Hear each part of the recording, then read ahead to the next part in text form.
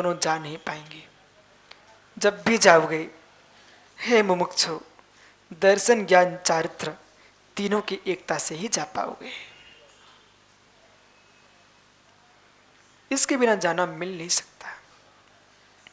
इसलिए आओ, पुण्य से प्राप्त द्रव्य को पा करके पवन भाई मत करना अहम बुद्धि। जब पुण्य ही तेरा द्रव्य नहीं है तो पुण्य का फल तेरा द्रव्य कैसा? समझ में आ रहा है? जब पुण्य ही मेरा द्रव्य नहीं है और हो यही रहा है, विश्वास मानो भैया, भीतर नहीं जा रहा है, जीव भीतर नहीं जा रहा है, पुण्य की फुलवारी को देख करके मुस्कुरा रहा है। पुण्य की फुलवारी को देख इतना मुस्कुरा रहा है, मेरा वैभव, मेरे चेला चेली, मेरी पूजा पाठ, लेकिन एक भी मेरे मोक्ष मार्ग नहीं है। ये तो बीच के पुण्य की फुलवारियां हैं और फूल फूलने के बाद यानी मुरझाते हैं। सुरेंद्र लोहाड़िया नोट कर लेना अपनी डायरी पर, फूल फूलने के बाद मुरझाते हैं।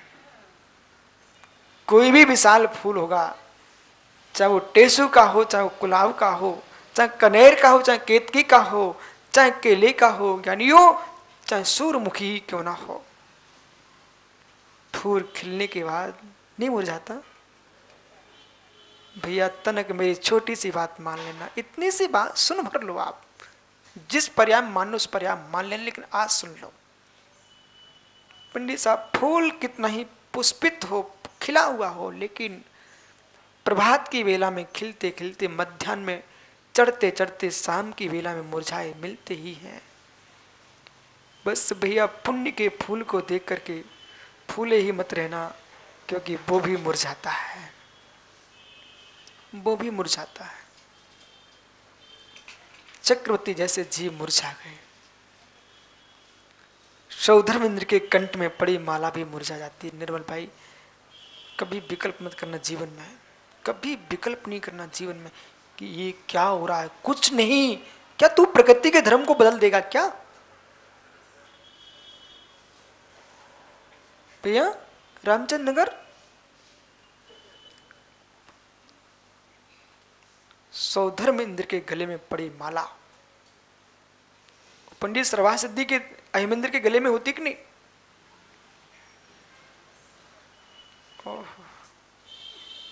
देवों की माला भी मुरझा जाती है।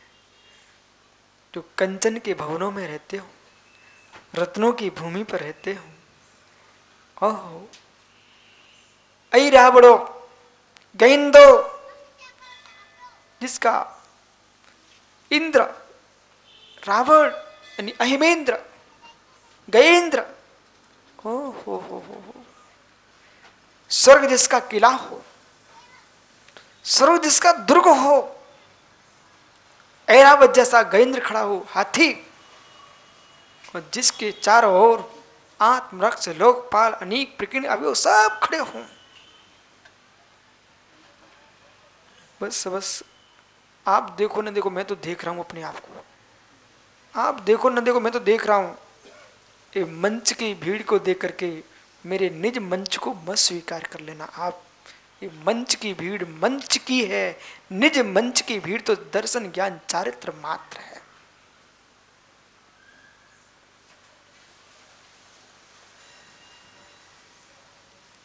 मंच को देख करके मुनि मत बन जाना आप लोग।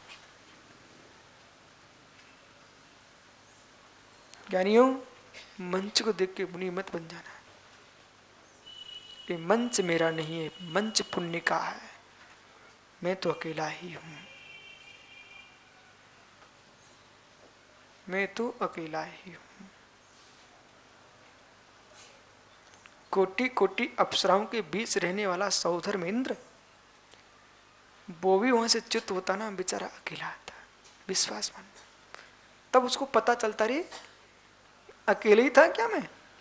अरे आज तुझे मालूम चला तू अकेला था, तू तो त्रैकालिक अकेला था।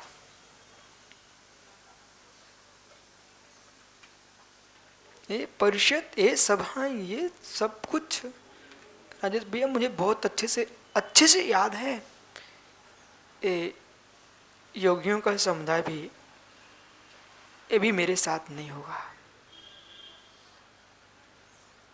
और तो क्या, तीर्थंकर भगवान जिनके मैं रोज नमस्कार वंदना करता हूं, जिनको दिन में 3-3 बार भगवान की वंदना करता हूं मैं।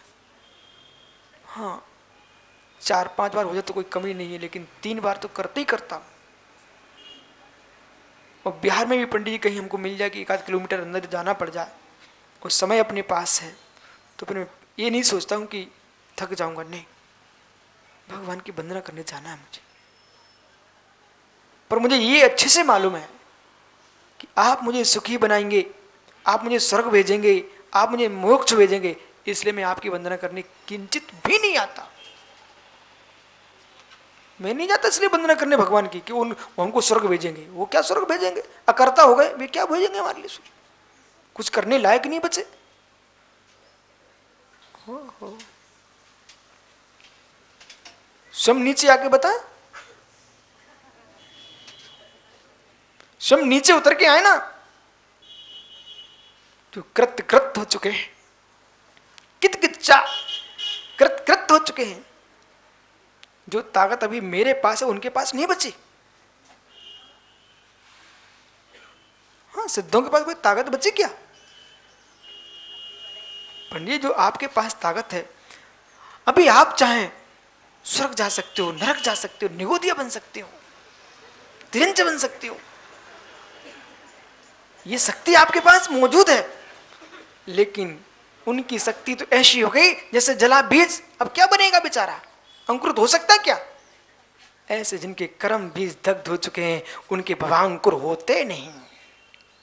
सुनो, वे हमसे ज्यादा अच्छे हैं, ध्यान रखना, वो तुमसे भी अच्छे हैं, नहीं तुम फूलने लग जाओ, आज तो आनंद आ गया। लेकिन कह रहा हूं मैं इसलिए कि भगवान, आप मेरा कुछ भी नहीं कर सकते हो, न बिगाड़ कर सकते हो, न सुधार कर सकते हो। अब विनोद कहेगा डोसी पर जाते क्यों 3-3 बार? यानी मैं उनके लिए नहीं जाता हूं, मेरे जाने से उनको कुछ होता नहीं, बस मैं तो इसलिए जाता हूं प्रभु, आपके चरणों में आने पर मुझे शांति प्राप्त होती है, मेरा चित्त पवित्र होता है। पुनः चित्तम धुरताम जनेभ्या, दुर्त कलंक कर्म कलंक विलीन होते हैं मेरे प्रणामों की विशुद्धि से। इसलिए मैं आपके पाद मूल की वंदना 3-3 बार करता हूं।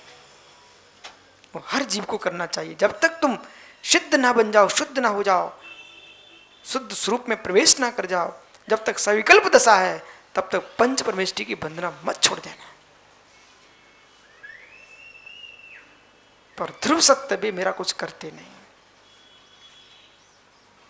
सुनो, वे आपका कुछ नहीं करते, आप भी उनका कुछ नहीं कर रहे हो। नहीं तो आप सोचो कि महाराज भगवान मैं नहीं आऊंगा तो आपकी पूजा नहीं होगी। ओहो, जो पूज्य हो चुके हैं उन्हें आपकी पूजा की कोई आवश्यकता नहीं है। तुमको पूज्य बनना हो तो पूजा करने जाओ।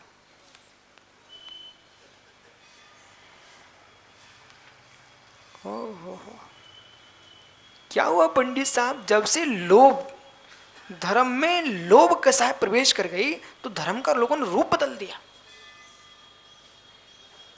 एक कलसा अभिषेक भी करेगा ये राजेश जबलपुर वाला, तो प्रमोद जबलपुर वाले से कहेगा भाई कलसा अभिषेक कर ले, इससे पुण्य बढ़ेगा, श्री मिलेगी। इस अभागे को इतना पता होना चाहिए, अरे श्री मिलेगी इसलिए अभिषेक करूं, इसलिए अभिषेक करूं नहीं, इसलिए अभिषेक नहीं करने का। तू लोभ कसाय से भर के गया, व्यापारी बन के गया, अरे अभिषेक कर लेगा तो अपने आप मिल जाएगी, तुझे मांगने की आवश्यकता क्या है। विश्वास रखो। आप तो एक काम करना, हाथ पर हाथ पटक देना और आवाज की आकांक्षा बिल्कुल नहीं करना।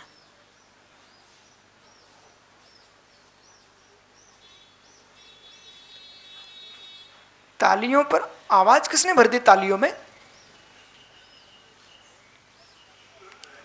जब आपके सामने प्रत्यक्ष है, अब आप रोते क्यों, बाहर की बातें क्यों कर रहे हो? इसमें आवाज है क्या? इसमें आवाज है क्या?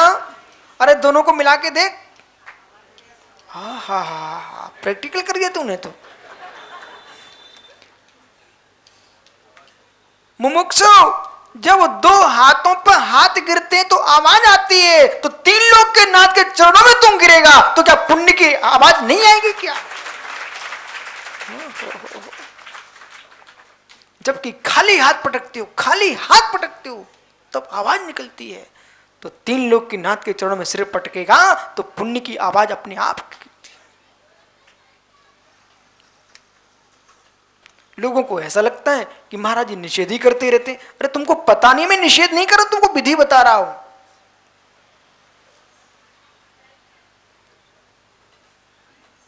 कुछ सोच के हाथ पटकोगे ना अमित, तो उतनी अच्छी आवाज नहीं आएगी। और सहज ताली बजाओगे तो मधुर आवाज आएगी। ऐसा ही है। नहीं तो विश्वास रखो, वो बैठे देव कुमार जी रायपुर ज्ञानी, जिस दिन ये सोच के जाए मुझे प्रवचन करना है, उस दिन इसका प्रवचन खराब होनी है।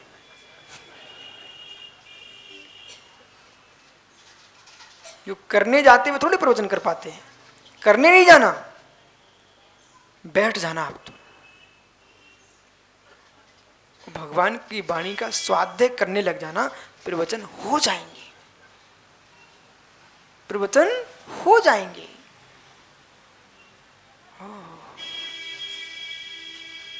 इसलिए भक्ति करोगे वो विफल चली जाए, ऐसा हो सकता है क्या? हो ही नहीं सकता, हो ही नहीं सकता।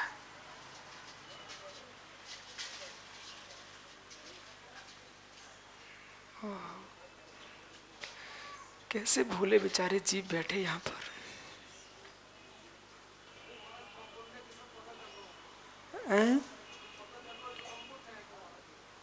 हाँ, पुण्य भी है और पुण्य भी है।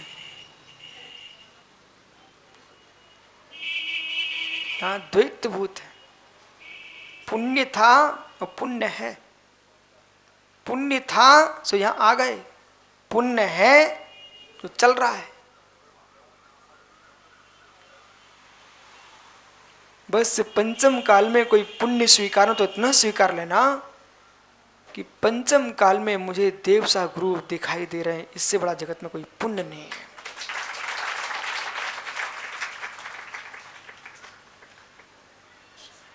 देव सा गुरु दिखने वाले काल, देव सा गुरु दिखने वाले काल 6 कालों मात्र 2 ही हैं। हो वो हुंडा सपुनी की व्यवस्था को गौण कर दीजिए। 6 कालों में 2 ही काल है, मात्र 2 ही काल। इनमें कल्याण करना चाहो कर लो, उसमें एक तुम्हारे हाथ से चला गया, एक बचा मात्र।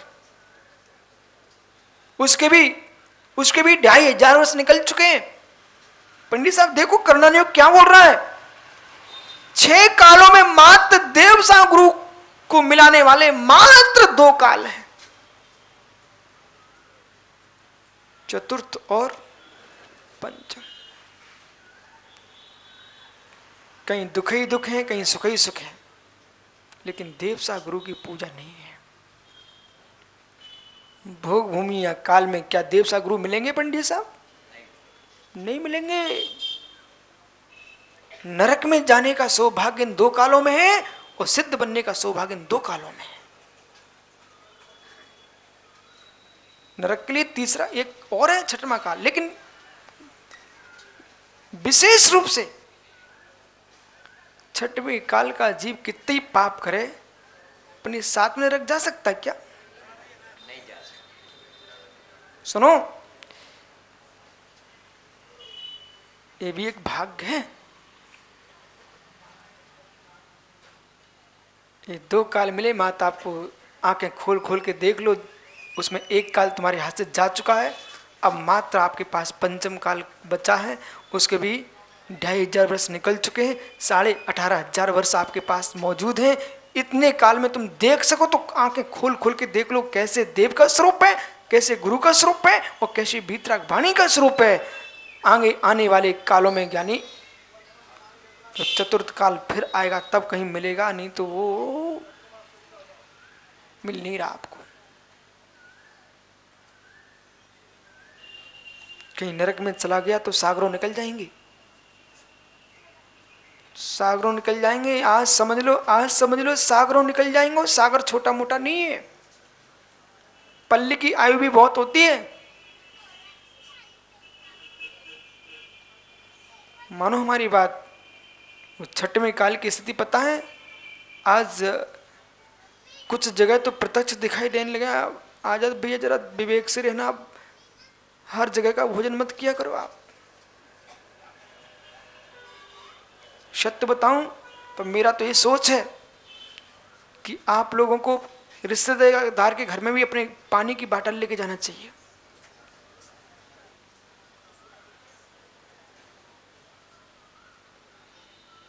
उनको मालूम चलना चाहिए। बोले महाराज ऐसा क्यों बोल रहे हो, क्यों स्पष्ट कराना चाहते, सबकी धुल जाएगी बेचारों की। धुलवा दें, ठीक, तुम्हारी इच्छा तो है धुलवा लो।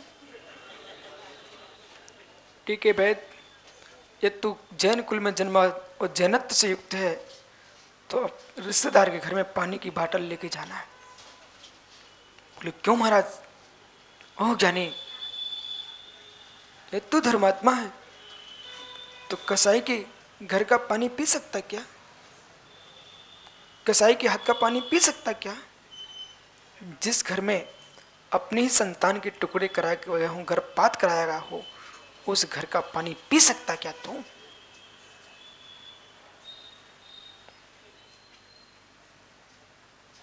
उसके यहां कभी सूतक समाप्त नहीं होता जब तक वो प्रायश्चित नहीं लेता है। उसके घर का सूतक समाप्त नहीं होता। आत्मघात किसी के परिवार में हो जाए तो 6 महीना का लगता ही है। सुनो, वर्तमान के पंडितों की बातों में आ मत जाना। पंडित साहब कुछ ऐसे विद्वान हो गए हैं, वे सूतक पातक को ही मानना निषेध करने लग गए, जैसे चक्रवर्ती बन गए हों। पंचम काल में कोई पंडित, उद्योगपति, करोड़पति, कोई चक्रवर्ती नहीं है जो कि उसको सूतक ना लगता हो। देखो बात ऐसे मैं बोल देता हूँ और पंडित साहब बेचारे मन ही मन में रखते रहते, बोले क्या करूँ, कोई मानता है। पंडित नहीं माने, नहीं माने बोलना चाहिए है। पंचम काल में कोई चक्रवर्ती नहीं है, नारायण नहीं है, बलभद्र नहीं, महापुरुष नहीं है। मात सूतक पातक महापुरुषों को नहीं लगता, बाकी के सबको लगता। जिसके घर में किसी ने आत्मघात किया है उसको 6 महीने का लगना ही है, इसमें कोई शंका नहीं करना। और पालन करो। और जो सूतक पातक का पालन नहीं करता है, आचार्य भगवान यतिवृषभ स्वामी और भट्टकीर स्वामी से मिल लेना। उन्होंने कहा है धर्मात्मा भी होगा तो देव दुर्गति हो जाएगी, भवनत्रक में जाएगा। त्रिलोक प्रवृत्ति में सूतक पातक का वर्णन है पंडित, मूलाचार में सूतक पातक का वर्णन है। और ये कैसे ज्ञानी लोग निषेध कर देते हैं। बोले आत्मा शुद्ध है। वो ज्ञानी आत्मा शुद्ध है तो बोलने कहां से आगे कि सूतक पातक नहीं लगता? शुद्ध आत्मा बोलने आती क्या? लग दी तर्क शास्त्र पढ़िए, समाज के बीच में न्याय शास्त्र पढ़ के आओ। ये सब ज्ञानियों को सब अष्टशस्त्र तक पढ़ाना है, फिर उनका क्षोभ समापन अपना। ए मुमुक्षु ब्रह्मचारी, वो समय गया कि माला फेरने वाले को समाज पूजती थी। ये वो जैन समाज है, माला फेरने वाले को पूजती थी। अब तो भैया बातों के बतासे बन रहे हैं, लेकिन सत्य है बातें भी नहीं पूजी जाती। पवन भैया इस बात को भ्रम को निकाल लेना, बातें भी नहीं पूजती, पूजा तो पूज्य की ही होती है। धन्नो ज्ञान की महिमा कि पुद्गल के पिंडों में लिखी जिनवाणी, कागजों पर लिखी जिनवाणी, अलमारियों में रखी जिनवाणी। अहो ज्ञान तुझे धन्य हो, तब भी तेरी नमस्कार तेरे लिए होता है, नमस्कार होता है। हाथ जोड़ते हैं, सावधान करते, जिनवाणी है आ रही, विराजमान हो रही है, सावधान हो जाओ। ज्ञानी जब एक काठ की अलमारी में रखे शास्त्रों से काठ को वंदना हो जाती है, तो जो हृदय के अंदर रखी जिनवाणी होगी उस हृदय की वंदना क्यों नहीं होगी?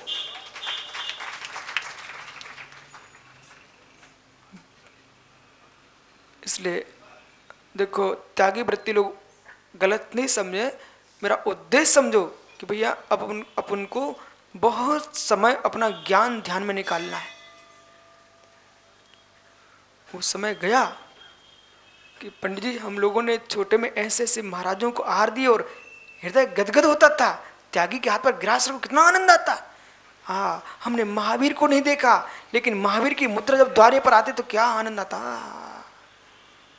वे तो अभागे होंगे जो कहें निर्मल भैया महाराज जी पधारे हैं, चौका लगा लेने का। आप क्यों माणिक चंद जी, वो बाकलीवाल जी तेरे घर में घड़ा निकल पड़ा मणियों का मोतियों का, तो कहेगा संजय तू ले जा। जड़ रत्न मिले तो छुपा के रख लेगा, और रत्नात्रयधारी द्वारे पर आए और तुम कहो भैया तुम चौका लगा लेना।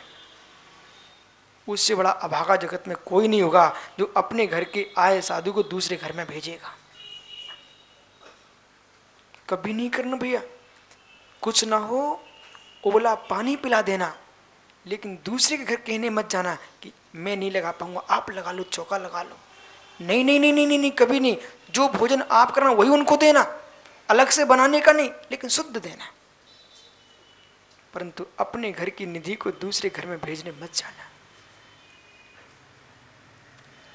ये तो जड़ रतन तो किसी भी पर्याय में मिल जाएंगे, किसी भी काल में मिल जाएंगे, लेकिन रत्नात्रयधारी मान मनुष्य दो ही कालों में मिलते, और 2.5 दीप में ही मिलेंगे और कहीं नहीं मिलेंगे। तो मैं क्यों कह रहा था कि बाटल लेके जाना, समझ गए आप लोग। पंचम काल अभी चल रहा, अभी छठवां नहीं है, ध्यान रखना। वो मैं इसलिए आपको याद दिलाई थी कि पंचम काल में साधना साध विज्ञानम अनुमानम, साधन से साध्य का ज्ञान अनुमान है। तो पंचम काल में अनुमान लगने लग गया है कि छठवां काल कैसा होगा। पंडित जी आपने सुना नहीं है, मैंने सुना है, सुना, क्योंकि पेपर तो मैं पढ़ता नहीं हूं, पर ये लोग सुना जाते हैं कभी कभी ऐसी बातें। कोई होटल में एक व्यक्ति गया होगा, उसमें बच्चों का अचार, जो भ्रूण भ्रूण शिशुओं का अचार खाने को परोसा गया है। ओहो, जब पंचम काल में मनुष्य को खाने लग गया और अचार डालने लग गया, तो छठवें काल में तो एक मनुष्य दूसरे मनुष्य को कच्चा खाएगा। ऐसे काल में जाना हो तो धर्म से दूर हो जाना, और नहीं जाना है तो नमोस्तु शासन को जयवंत करो। नमोस्तु शासन जयवंत हो, मुस्कुराते रहना, छोड़ दो सब माया धर्म। स्वाधीनता ही परम सुख है, स्वाधीनता ही परम सुख है। स्वाधीनता ही परम सुख है। अपनी सत्ता को निहारो, अपनी सत्ता को निहारो। जब वो भैया सुना रहा था, पंडित जी भोपाल की बात है, भैया जब मुझे सुना रहा था, कहीं दूसरी जगह की घटना थी, वो पता नहीं क्या शरीर ऐसे हो गए, भगवान ये क्या होने लग गया। अभी तो छठवां काल बहुत दूर है।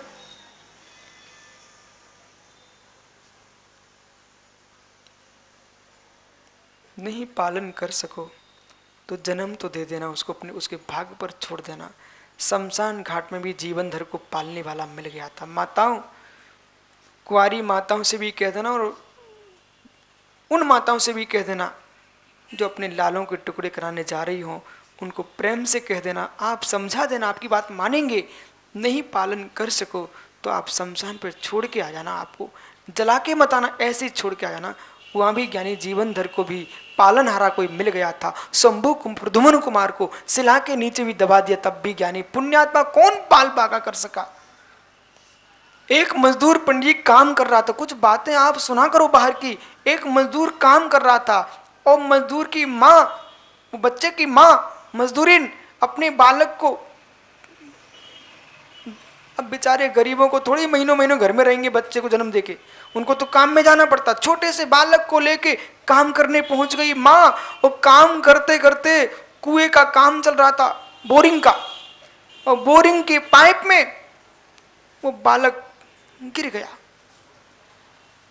अब बताओ कहां बचने वाला था। पर ध्यान दो, आयु कर्म अवशेष है और पुण्य के निषेक प्रबल है, तो ज्ञानी वहां से यंत्र को डाला गया, उससे बच्चा को निकाला, वो बच्चा भी जीवित निकल आया, जीवित बच्चा निकला है। और चतुर्थ काल की बात को तो देखो, हनुमान को मामा विमान में ले जा रहे थे और किलकारी भरी, और हनुमान जमीन पर गिर गए। वो हनुरुद्दीप जिसको आप बोलते हो, जिस शिला पर गिरे, मां अंजना तो बिलखने लगी, हाय अब बेटा कहां मिलने वाला है, परंतु शिला के टूक टूक हो गए। और जब विमान उतर के देखा, बेटा किलकारियां भर रहा है, नाम पड़ेगा श्रीशैल, श्रीशैल नाम पड़ गया। इसलिए माता पिता जितने यहां बैठे हैं, आप स्वरूप संबोधन सुन रहे हो ना, तो भैया कण कण स्वतंत्र कह नहीं जानते कि स्वीकारते भी हो, अणु अणु स्वतंत्र स्वीकारते कि नहीं, तो तेरा पुण्य स्वतंत्र है कि नहीं, तेरे बेटे का पुण्य स्वतंत्र है कि नहीं। यदि उसका पुण्य न होता तो तेरे घर में जन्मा कैसे, तेरे घर में जन्मा कैसे। इसलिए आगे पढ़ूं इसके पहले इतनी प्रतिज्ञा कर लेना कि महाराज कुछ नहीं होगा तो मंदिर के द्वारे पर हम छोड़ जाएंगे, लेकिन बच्चे के टुकड़े नहीं होने देंगे। यदि समाज बच्चों को नष्ट कर देगी तो ज्ञानी धर्म चलेगा किसके ऊपर। कितने लोग हैं आज प्रतिज्ञा कर ही लो, भूल हुई हो तो उसकी सुधार कर लेना, प्रायश्चित ले, लेकिन आज से प्रतिज्ञा कर लेना कि हम जन्म देंगे, और जन्म देंगे, नहीं पाल पाए उसके भाग पर छोड़ देंगे, लेकिन उसका घात नहीं होने देंगे। हाथ ऊपर करो भैया। हो बहुत बढ़िया पंडित जी, यही प्रवचन है पंडित साहब, यही प्रवचन है, इतनी प्रवचन है। प्रवचन का फल नहीं तो प्रवचन किस बात का। और हमारे बुजुर्ग दादाओं से कहना है, यदि आपको समाचार मिल जाए कि हमारे घर में ऐसा होने वाला है, देखो समाचार तो मिलते हैं, होने वाला है, आप भोजन करना बंद कर देना उस घर में। उसके पहले से ही, होने के पहले से बोले भाई अब मैं भोजन नहीं कर पाऊंगा, क्योंकि हमारे घर में महावीर की तस्वीरें होती हैं, हमारे घर में निर्गंथों के चरण पड़ते हैं। एक घर तो श्रावक का घर था, एक कसाई का घर नहीं है, अब इस घर में भोजन पानी नहीं कर पाऊंगा। कितने बुजुर्ग ऐसे हैं जो ऐसे घर में ऐसा होने वाला हो, उस घर का पानी पीना बंद कर देना, अपने ही घर का। बहुत बढ़िया।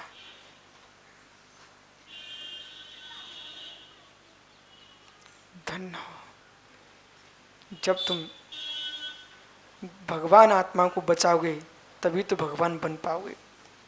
जितने मुनि महाराज होते ना, सब भगवान आत्माओं की रक्षा करते तभी तो भगवान बन पाते हैं। ये पिच्ची क्यों लिए घूम रहे हैं, भगवान आत्माओं की रक्षा के लिए ही तो है। जो भावी भगवान को बचाएगा वो मनुष्य नियम से भविष्य में भगवान बनेगा।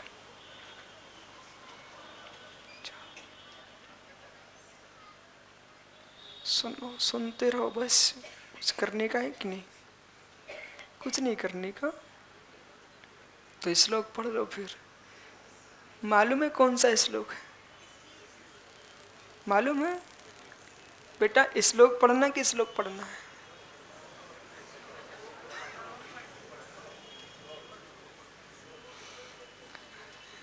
अभी तुम श्लोक ही तो पढ़ रहे थे, अब श्लोक पढ़ लो। अध्यक्ष जी क्या विचार रहे हो। ज्ञानी सूखा सूखा स्वाध्याय मत करते रहना, जैसे पराठे में मोन मिलाते रहते हो ना। क्यों पराठा बनाना नहीं जानते मालवा के लोग, जानते ना। आप ध्यान रखो, वो खाने के लिए नहीं पूछ रहा हूं, नहीं तो आप मालूम विचित्र लोग होते हैं। वो पंडित जी गांव में मैं गया और मैंने एक भैया से पूछा चौके में, नहीं आलू तो नहीं खाता, आलू का छोड़ दे तब आहार देने का। अरे पंडित जी मैंने तो फिर विधि बदलना पड़ गई मुझे तो। वो मालूम क्या कहता था, बोले महाराज जी कह रहे हैं लड्डू दो पहले। मैंने कहा अरे भगवान, तो फिर कहता रसगुल्ला दो उठा के ला। अब मैंने क्या किया, शुद्धि की, हाथ धोए। मैंने कहा भैया तू तो आहार दे, तू तो बदनाम कर देगा। आहार लिए, जब मंदिर में आए फिर मैंने उसको समझाया, भैया ने मुझे रसगुल्ले तेरे चाहिए ना लड्डू चाहिए था, तो क्या मांग रहे थे आप? बोले भैया मैं मांग रहे कुछ नहीं रहा था, मैं पूछा तू आलू तो नहीं खाता? तो पंचम काल है, बड़े बड़े भगवान आत्मा है। वो कटनी के पास एक त्योरी है, त्योरी करके, जबलपुर कटनी के बीच में, वहां पर एक सृष्टि के घर में आहार हुए और उनसे पूछा भाई आलू, तो कहता रसगुल्ले दो रसगुल्ले दो, वो कहता लड्डू दो लड्डू दो। अरे भगवान, ऐसा है पंचम काल, बड़े संभल के रहना होगा। तो पढ़ लो भैया। क्या करो, जितनी कारकाएं पंडित जी पहले याद नहीं दिलाई, जितनी अध्यात्म की उत्कृष्ट चर्चा इनमें प्रारंभ हो गई, उनको ये समय नहीं मिल रहा है। आओ आदत भैया, तो ध्यान रखना ज्ञानी, अपनी बाटल लेके चले जाने का। अत्यंत खास रिश्तेदार उनके घर में तो जरूर बाटल लेके जाना।